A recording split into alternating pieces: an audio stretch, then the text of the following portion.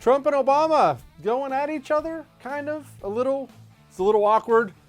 Democrats, what are their plans for the economy? And finally, tennis, how to enjoy it responsibly. All that's coming up right now on I'm Right.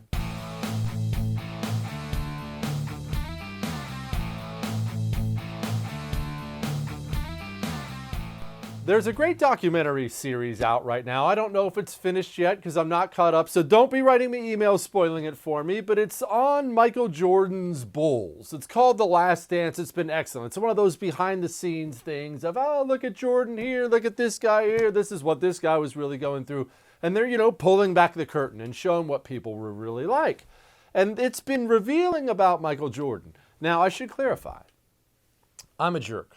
As you well know, I'm a jerk. I don't have a moral compass or a soul or anything like that, and I never claimed otherwise. So when I see Michael Jordan in the way they're presenting him, it doesn't bother me at all. However, I've seen it's bothered many people in the American public. Jordan was this lion. He was this hero. He was huge. He was be like Mike, Air Jordan. And now we're seeing behind the scenes, Jordan was a jerk to a lot of people. Jordan was always pushing teammates around, screaming at people, yelling at people, a little short with other people. Now, I watched it again, and I didn't see anything wrong with anything he did. But a lot of you have. And when I thought to myself, if Michael Jordan was the 12th best man on his team, they would have just cut him and be done with it. But instead, he was this amazing basketball player, the greatest player ever. He's out there winning titles. So what happened? I mean, they knew back then. It's not just because we're just now finding out. All the sports reporters knew back then how Jordan was. They knew he was a little stern. They knew it all, right? But they didn't say anything. Why didn't they say anything? Because they were winning. Because they're enjoying it. They're winning. So I'm about to go through a little tit for tat with Obama and Trump. I'm about to go through this Bright guy who goes on 60 Minutes and trashes Trump, and then Trump goes on a tirade with Bright and all these other things. So before I go into all that, let me just say this. Then I know this is going to be hard to hear. I had a lot more appetite for Trump's Twitter tirades than I did before we had 40 million people unemployed. I did. I'm sorry. I like the memes. I like the videos. I like the fact that he's willing to go after anybody and everybody. I like it. I do. We have 40 million people unemployed, and I'm looking at a 200, 400, 500 word Twitter rant about a scientist. Is Bright a jerk? Yep. Are there going to be more of these jerks who leave the White House now and go write their book about Trump blew this and Trump blew that? You bet they are. And you bet Trump is going to trash every one of them. Well, that's fine.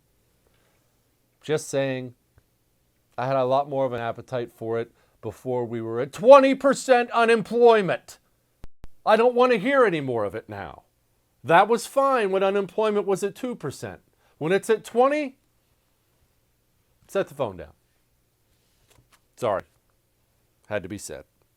All right. Barack Obama, of course, has to get up and give a graduation speech, and understand this. He's probably getting paid to do this, probably getting paid a lot, but even if he's not, this is not that big of a deal because it's a graduation speech. And I understand that a lot of people, everybody, is a better student than I was. I hated school. I could have skipped graduation and would have been happy. But it's not like graduation actually matters, does it? I realize you're proud, and that's fine, and you get to put on the uncomfortable gown. However, if somebody's getting up to speak at my graduation, can't you just give a speech? Why does it have to be stuff like this? More than anything, this pandemic has finally torn back the curtain on the idea that so many of the folks in charge know what they're doing. A lot of them aren't even pretending to be in charge. If the world's going to get better, it's going to be up to you.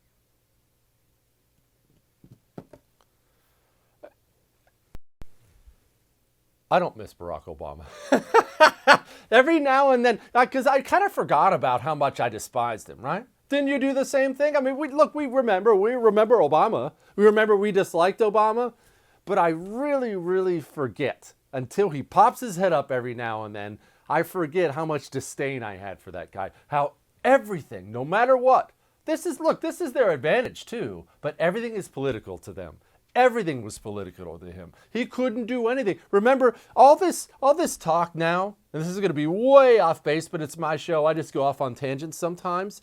Everything now, when you have a big mass shooting, by the grace of God, we haven't had one in a while, everything now is the left jumping on it. While the bodies are still warm, half the time people are still dying. We got to get rid of the guns. We got to stop this gun this, gun that. You realize that's Obama's fault, right? There was almost none of that in the past until he, as President of the United States of America, would stand up immediately after a mass shooting and gun grab. Immediately. Shameless. Standing on the bodies of the freshly dead every single time. And now what did he do? He normalized it. Made everything political all the time. Gosh, I can't stand it. Trump comes out, takes a shot back at Obama. Look, he was an incompetent president. That's all I can say. Grossly incompetent. Thank you. Hard to argue with that. I realize it's St. Barack. You know, the media went 8 years not reporting anything that Obama did wrong, and now we're seeing he did a lot wrong, but the guy did suck. And remember, the reason Obama sucked so bad as president, he didn't have any experience at anything. Anything. I still find this hard to believe, and I'm not gonna say another word about Obama because Obama's long gone, but I still sometimes think about the fact we elected a man as president of the United States of America who never had a job? He never had a real job. His resume was this. And we elected him president of the United States. I've never seen anything like it. Gosh. Anyway, this bright guy, this scientist, of course, goes on 60 Minutes. And why does he get a spot on 60 Minutes? Well, this is why. Remember, the entire leadership was focused on containment. There was a belief that we could contain this virus and keep it out of the United States. Containment doesn't work. Containment does buy time. It very well could slow the spread. But while you're slowing the spread, you better be doing something in parallel to be prepared for when that virus breaks out. That was my job. Good work. Trump, not too pleased with that, gets on and says 60 Minutes and all right, this part's funny. 60 Minutes and third place anchor Norah O'Donnell are doing everything in their power to demean our country, much to the benefit of the radical left Democrats. Tonight, they put on yet another fake whistleblower, a disgruntled employee who supports Dems, fabricates stories, and spews lies. 60-minute report was incorrect, which they couldn't care less about. Fake news. I don't know this guy. Never met him, but I don't like what I see. How can a creep like this show up to work tomorrow and report to Secretary Azar, his boss, after trashing him on TV? This whole whistleblower racket needs to be looked at very closely. It's causing injustice and harm. I hope you are listening, Susan Collins, and I hope that Sherry Redstone will take a look at her poorly performing gang. She knows how to make things right. That is Trump taking a shot at pretty much everybody. He sounds like a man fed up with this whole, he calls it whistleblower stuff. The truth of the matter is this. That stuff's not going to go away. Why? Well, this is what happens, and we've seen this how many times. Somebody is either in the administration or not really in the administration, but kind of claims to have some special knowledge or access. They get out, write a book, do an interview, and what happens? The media is so desperate to bring down Trump at any cost, they run with it and take whatever crappy book it is and launch it to #1 and make that guy a fortune. So I have news for you. If Donald Trump gets reelected in November, get ready for 4 more years of it. It'll be 4 more years of somebody leaving the White House, boom, book, cable news tour, every single time. Why? It's a successful business model. Rick Bright, I didn't mean to call him Richard. Sorry about that. He had this to say. I am not disgruntled. I am frustrated at a lack of leadership.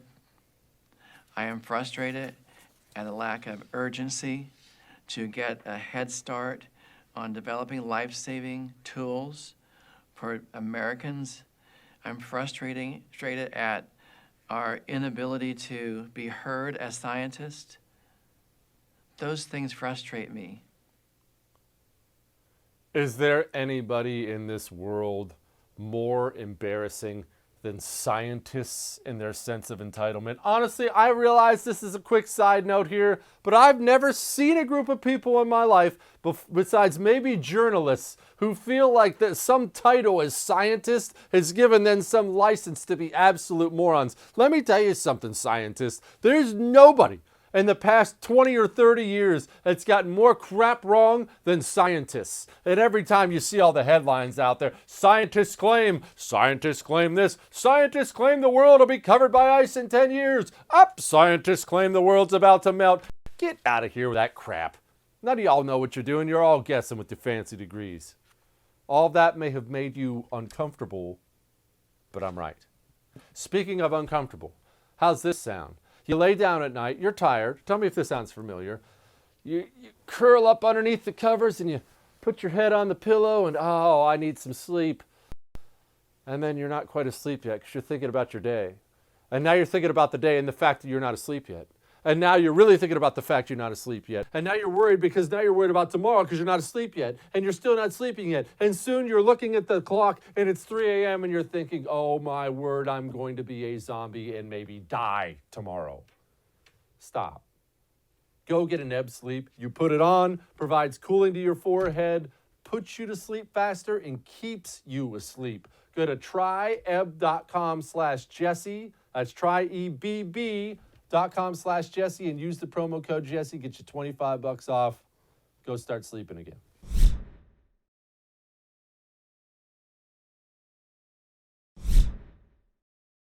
I'm about to help you all out with a little tip when it comes to life. At some point in time, unless you live in one of these major cities, you are going to have to purchase a vehicle. You're going to have to purchase a vehicle most likely from a dealership of some kind. Well, many of you may not know this, but I haven't always been this gigantic, huge, important TV star, blessing your TV every single night with my wit and my wisdom. Actually, I'm just kind of started this like 9 months ago. I have done several things in my life, mostly construction, blue-collar work like that, Marine Corps. But at one point, actually just before I started this, I sold RVs for a living, meaning I didn't make a paycheck unless I sold something. There's no salary. There's no little minimum wage. You sell or you starve, period. So I have had to make my living doing this, and allow me to tell you something. I didn't lie to people, but I was a good salesman. They made me a sales manager really, really quickly. Anytime I was pushing for now, I really didn't have to have it right now. Almost all the time. You got to do this today. Let's get this done today. Now, I understand what I'm doing. I'm trying to feed my family. I know that once you leave my possession, once you walk off my RV lot, my chances of selling you something go way downhill. You go home, you get online and start shopping, you pop the other dealership up the street, maybe you see something you like better. When I have you on one now, you're mine. And I will sink my teeth into you like a pit bull and not let you go. I'm just not actually physically. I'm not Joe Biden here. But understand this. Anytime you walk onto a car lot and you find the one you like, or you're showing them that you like something, and he says, oh boy, just today, only today, there's a $500 rebate, but you got to sign today. In fact, you better sign in the next 15 minutes. You know what? If you don't sign today, this one's going to be gone. I've got 10 other people on this. You better buy it today. Buy it today. That's always wrong. That's always wrong. That's always crap. I know there are some salesmen out there who are chucking things at the TV right now because they're mad at me for telling you that, but that's a fact. So whenever you hear that from D.C., whenever you hear people in Washington, D.C. standing up in front of the TV and say, we have to do this now. There's no time to waste. My God, people are dying. People are almost always dying, right? People are dying. We better do this right now. You remember what they just did to us when they passed the CARE Act? Republicans too, not just Democrats. We have to have this right now. There's no time to fix it. Look, I know there's a bunch of stuff in it that really sucks, but we have to do it right now. Better happen right now. This has to happen now. People are dying. It's coming again. That same old D.C. line, that same old salesman tactic. Nancy Pelosi's up there. She's got that thing on repeat. Here she is. Time is of the essence, and we passed our proffer, what we put forth. In the past bills, they put forth their proposal, and then we worked in a bipartisan way. That's what we'll anticipate now. Across the country, Republican and Democratic mayors, governors, and the rest all want this bill to happen in terms of the investments in state and local and tribal and territorial governments, and also in terms of the testing to be done across the country, largely at the state level. Time is very important. We have lost time, but again, setting aside how we got here, we cannot take a pause. They may think it's okay to pause. Of course. We don't have time to pause. What is this talking about slowing down? We have to spend this $3 trillion right now or people will die. No, don't read it. Whoa. Don't read it. No, it's fine. I promise everything's fine. Just sign it. Let's get it through. Oh, sister. I've played that game before too. No.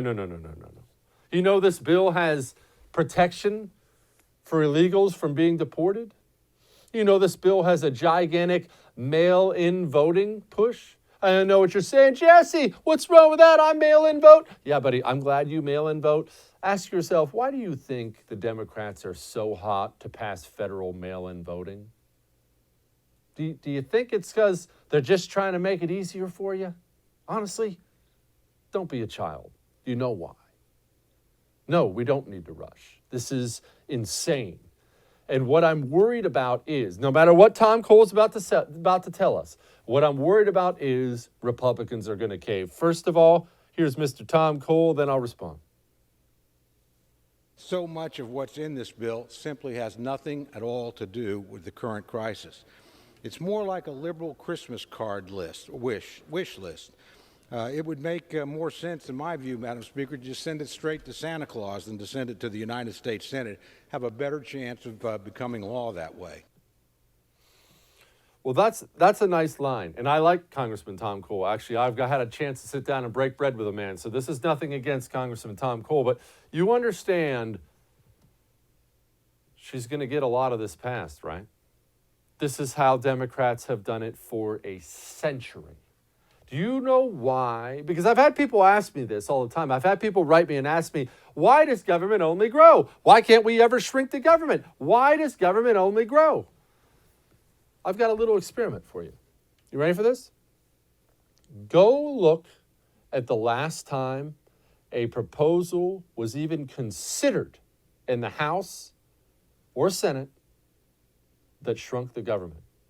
Go look at the last time anybody even proposed something that shrunk the government. Here's why government only grows. Democrats will do exactly what they're doing right now. They'll ask for everything under the sun. I want everything. Give me $3 trillion worth of Democrat goodies. And you'll see Republicans stand up like they're doing now. Absolutely not. This is dead on arrival. We can't even consider this absurd amount of goodies. So Democrats will ask for $3 trillion in goodies. Republicans will talk about how dead on arrival it is. That's absurd. We can't afford it. And Democrats will be like, all right, what do you think we should do? And Republicans will say, all right, well, you can have $2 trillion worth of goodies. And Democrats will yell and scream, that's ridiculous. All right, though, if we have to be bipartisan, I guess we'll work for it with you. Now, who won in the end there? Was it Republicans or Democrats? Rinse and repeat, time and time and time and time again. Nobody ever seriously considers doing anything to increase your liberty, to balance the budget. Let me ask you, we talked a little bit earlier about, mass shootings, which was horrible. I don't know how that came up, but it's horrible. We were talking about Obama and such like that. And you know what happens after every mass shooting now? inevitably some Democrat in the House or in the Senate will propose a bill right away to grab more guns. We need more restrictions. We need background checks. Let's get some more guns. Let me ask you something. When's the last time there was a mass shooting and a Republican in the House or Senate proposed a bill that actually put more guns in the hands of the American people? More gun freedom. Why are you looking at me like that? It's not radical. The Republican line is, in fact, my argument is, more guns equals more safety. Have you ever heard of a mass shooting at a gun show? I certainly haven't. Why? Because everyone's armed. Everybody should be armed and trained and ready at all times. You'd have the safest place in the world. But nobody can propose a bill like that because they're all hiding under their beds. And Democrats will gun grab and gun grab and gun grab, and Republicans will say, no, no, no, this can't happen. This can't be. We won't allow it. All right, we'll allow a little of it. And that's why government only goes this way. Nobody ever even attempts to shrink it. And that's why it's never shrunk. All right. Chairman of the Federal Reserve, I'm not quite sure how to take this. The U.S. has been spending more than it's been taking in for some time, and that's something we're going to have to deal with. The time to do that is when the economy is strong, when unemployment is low, when economic activity is high. That's when you deal with that problem. This is not the time to prioritize that concern. We have the ability to borrow at low rates. We have the ability to service that debt, and I would say this is the time when we can use that strength to our longer run benefit. When is the time?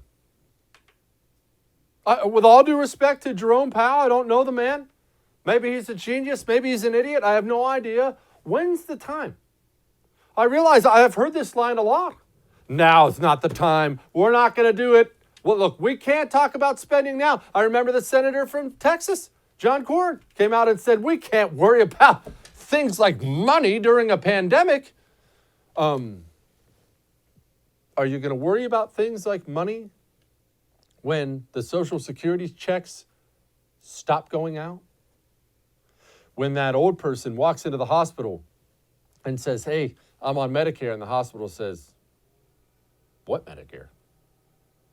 When the military, America's military might, when the checks stop coming one day, and that military goes from the most powerful in the world to that in about 6 months.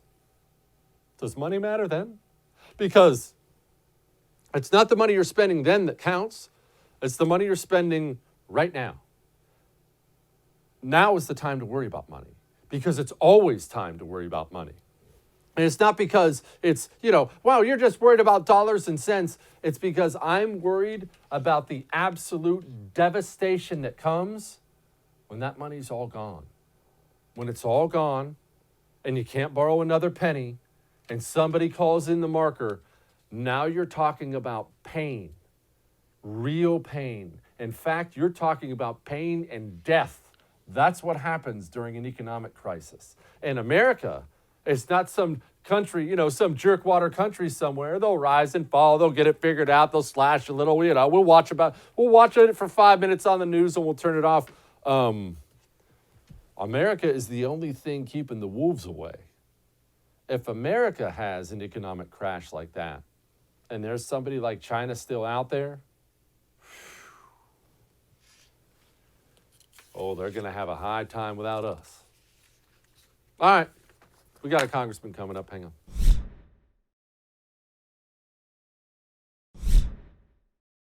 Time to talk to somebody in the belly of the beast. Representative Tom McClintock of California. Congressman, I'm seeing another $3 trillion bill head through Congress, and my emails are melting with people freaking out about the debt and the deficit right now. Please tell me this thing is going to die. Oh, it's going to die in the Senate, absolutely. So, but you do have to bear in mind that if there wasn't a Senate to stop it or a president to veto it, that would become law. And that Arthur Laffer calls numbers like that mego numbers, M-E-G-O, my eyes glaze over. Think of it this way. Every $1 trillion we throw around in Washington, think of that as about $8,000 from your family's budget. If you divide $3 trillion into the number of households in America, you're talking about $23,000 being added to the credit card bill of an average family. That's not a theoretical number. That's a number those average families will have to repay through their future taxes or through their savings and retirement accounts as inflation silently robs them of that because of inflationary monetary policies. That's the only way that you can finance a debt. Oh, my Lord. We need to get this guy as president of the United States. It's so wonderful to hear somebody in Congress actually talk about the debt as if it matters. We've been screaming about this. I'm hearing things like a $4 trillion deficit this year alone, Congressman. We were screaming about $1 trillion under Obama, as we should have been. Is there a way of thinking in D.C. they actually think this is sustainable by either party? I mean, we're going to have to massively jack taxes through the roof because there's never any appetite to cut spending. Well, there is a body of opinion on the left that you can shut down the economy. That's not a problem because the government can finance everybody. The government can go and write all the checks that need to be written. The problem, of course, is they have it exactly backwards. The government doesn't finance the economy. It's the economy that finances the government. The government cannot inject a single dollar into the economy that it hasn't first taken out of that very same economy. If I take $1 from Peter and give it to Paul, Paul's got an extra $1 to spend. He feels really good about that. He'll spend that and it'll go ripple through the economy. But Peter has one less dollar to spend in that very same economy. That's why stimulus spending never works. That's why, despite trillions of dollars of stimulus spending under Barack Obama, we ended up with a lost decade of the economy. Well, I guess that leads me into this question, which is an ugly one. If that kind of spending under Obama gave us a lost decade, what's this going to leave us with? I mean, we're like I said, $4 trillion deficit, and now we're talking about more. Maybe this $3 trillion one dies, or maybe it just gets revised a little. I'm assuming they're going to pass something else. When do we actually feel the pain of this? Because I really believe, as you mentioned, people's eyes glaze over. I think they just don't feel it yet, and they don't understand what's coming. Right now, it's coming out of the economy in this sense. Again, we don't have any of that money. We've got to go and borrow it all. When government borrows money, it borrows it from the same capital pool that would otherwise be available to loan to businesses trying to recover or to consumers trying to finance consumer purchases. And remember, 2/3 of economic growth depends upon consumer spending. That money is no longer there to loan to businesses to create jobs or to consumers to make purchases because the government has already claimed it. And in addition to that, that money has to be repaid, all of it, plus interest. And that is done from the future taxes of American families. That's coming out of the future economic growth of our country. So when we borrow money, we not only harm the present, we also harm our future. And that's the plea I made to the House Democrats on Friday. Don't take away our future. Give us back our country. Speaking with Congressman Tom McClintock of California. Congressman, I feel like people don't understand that Medicare and Social Security, with our national debt, they're kind of doing this thing where they're going to merge at a crisis point, and we have 10,000 people still retiring a day. I was told this coronavirus response was to protect the elderly. Does it protect the elderly to massively accelerate the fact we're going to bankrupt the two social programs that help them? Well, here's the real danger. There is a finite ability of any government to finance debt.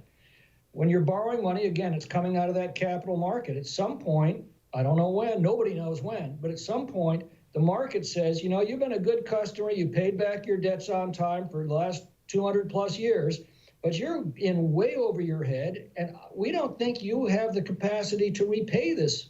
What happens? They start raising interest rates.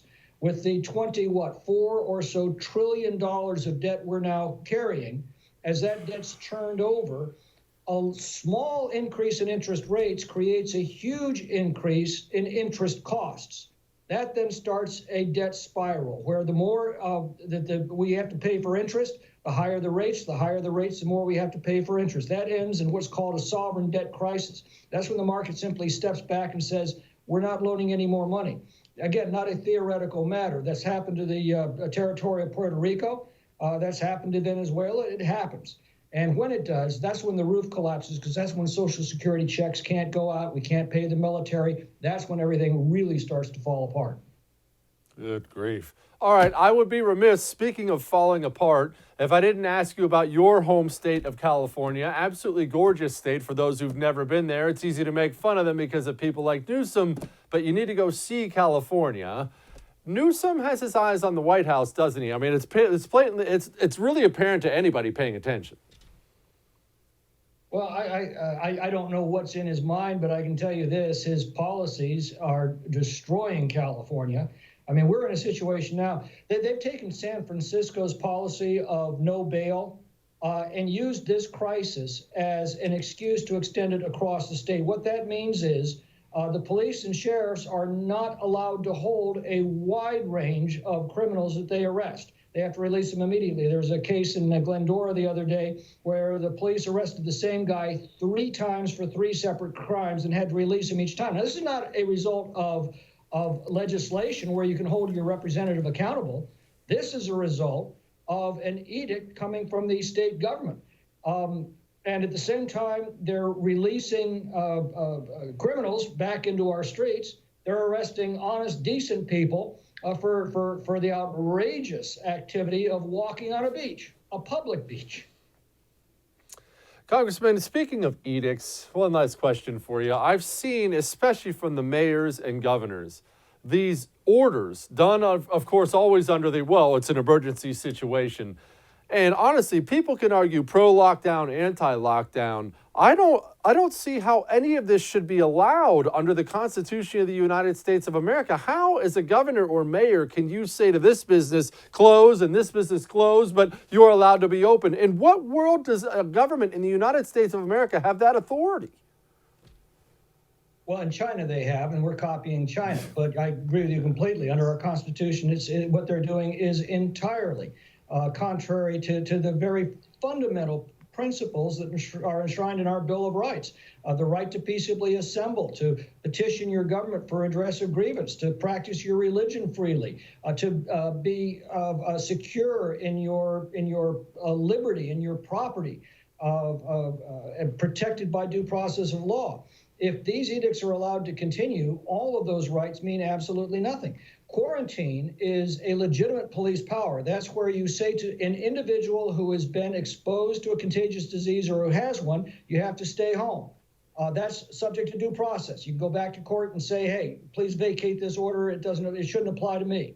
What's being claimed now is something very, very different. The power to order the indefinite home detention of an entire civil population on the pretext that they might catch a disease. Congressman Tom McClintock, we are going to have you back. Thank you so much for your time tonight, sir. My pleasure. Thanks for having me. I told y'all there are still some good people there. There's still some people who get it. There ain't a ton of them, don't get me wrong, but there are some. All right, we got more. Hang on.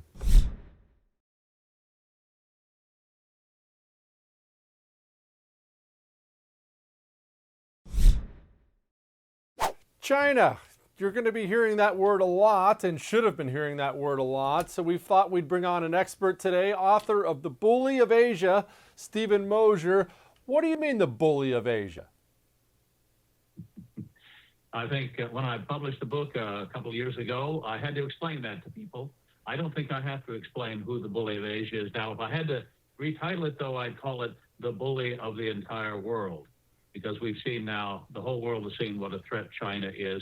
And let me be specific, what a threat the Chinese Communist Party is to across all domains, including the health domain, a threat to our health and well-being.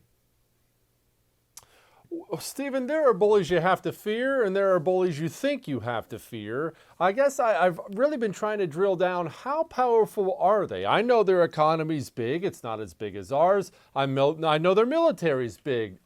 Supposedly not as good as ours. How much should we fear China? Well, I think China's neighbors, smaller neighbors, should fear China a great deal. And since we're bound by treaty to some of those countries, South Korea, Japan, we would be drawn into any conflict. So it's very important that we stay on the alert in the Pacific and that we bolster our forces there. You know, President Obama's pivot to Asia was nothing but rhetoric, like so much of what he did. He occasionally uttered a few tough words towards China, but actually never did anything but sent one single fleet frigate to bolster the 7th Fleet, for example. And now we're in the middle of a serious buildup of our forces in Asia. China has basically now uncontested control of the East China Sea, and it wants to wrest control of the South China Sea from the neighbors down there. It's not in our interest to allow us to do that. And in conjunction with Australia, New Zealand, Japan, India, our forces there are increasingly credible in terms of taking down the Chinese military. Can you elaborate a little bit more on the China Sea? I feel like everybody talks about it. Everyone brings it up as a talking point. China's aggressive in the China Sea. We're going after them in the China Sea. China Sea this, China Sea that. What is it? Why does it matter so much? And what exactly are they doing there? Okay, imagine if the United States tomorrow declared the entire Caribbean was U.S. territory. All of the islands belong to us, and that no other country had any claim on those islands, those shoals, the archipelago down there.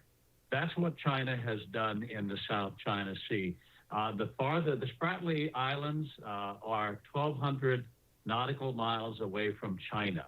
They're a lot closer to Brunei, to Malaysia, to the Philippines, to Thailand, to Vietnam, to other countries than they are to China. This is an incredibly big sea grab. You know, it's not a land grab, it's a sea grab, and it cannot be allowed to stand. We had a ruling from the International Court at The Hague saying that China's claims to own the entire South China Sea, lock, stock, and oil barrel, was a fraud.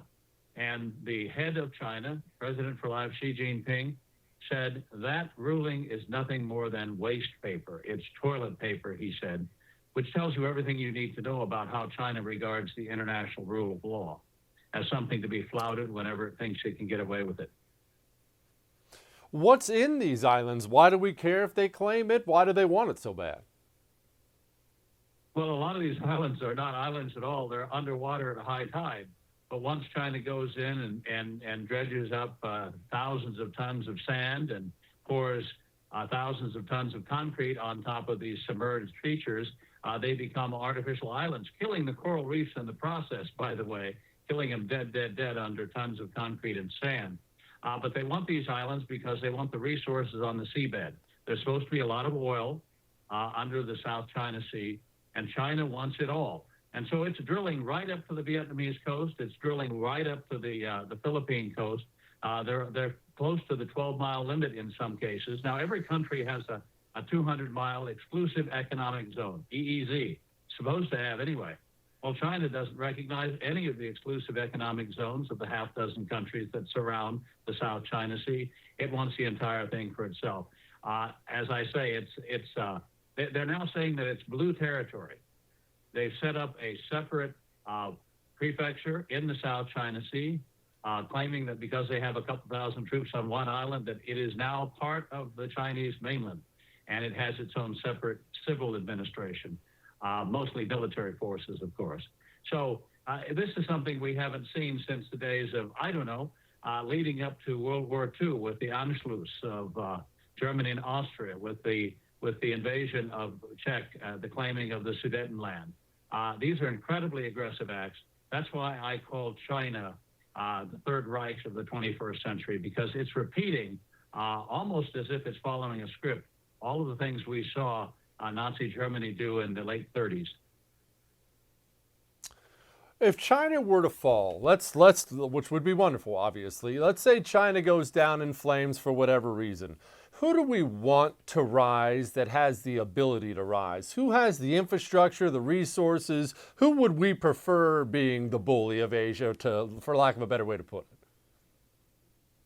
Well, I would prefer that the 94 million members of the Communist Party of China go away, and I think the vast majority of the people of China would agree with that assessment.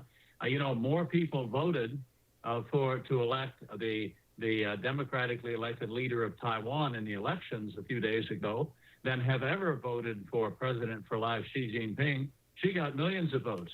How many votes did Xi Jinping ever get from the Chinese people? None, because there's never been a free election in China.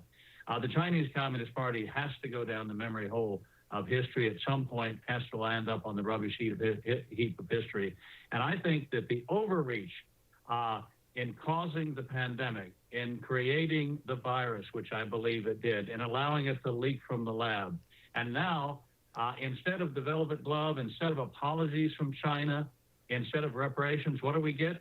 We get the mailed fist. We get China threatening countries that call for an investigation. We get economic warfare against New Zealand, against the United States, against Australia, other countries that are urging China to do the right thing, open up and be transparent. The bully of Asia, has taken off the gloves, as it were. And if they want to fight, I'm all for it. If the contest is out in the open, then people can see it. And Americans will react strongly, and we will win this time as we've won before in history. But the days of covert operations, the days of deception and deceit on the part of the Chinese Communist Party, following the mantra of Deng Xiaoping, the former leader, who said, bide your time and hide your capabilities. Well, Xi Jinping isn't willing to bide his time, and he's not hiding his capabilities. So we now see the bully of Asia, the China threat, for what it is. And I think it's not just the United States. It's the whole world. We've got over 100 countries that belong to the World Health Organization calling now for an independent investigation. I don't think that's an alliance that China ever thought it would see, and it's facing it now. Author Stephen Mosier, thank you so much for joining us tonight, sir. Thank you. Coming up next, it's fine to get back, start playing some sports, but you have to do it responsibly. We'll show you a little video how in just a moment.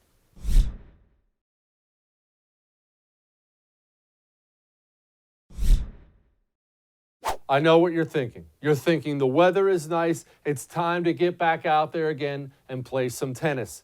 Understand this. There's a way to get out and get some exercise. There's a way to get out and play tennis while also playing it responsibly. Please listen to these words.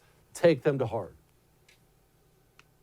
Every player, unless they're from the same household, has to bring their own tennis balls so that you don't touch other people's tennis balls with your hands. You can kick their balls, but you can't touch them. I'm gonna blush, sorry. Of course, if you're playing with someone in your household, you can touch those tennis balls. To avoid confusion between whose balls are whose, you can use a marker, like a Sharpie, to mark out, to put an X or put someone's initials on them. I would just say, don't get confused. Don't play with anyone else's balls. Keep your hands on your own balls. Everybody, I'll see you tomorrow.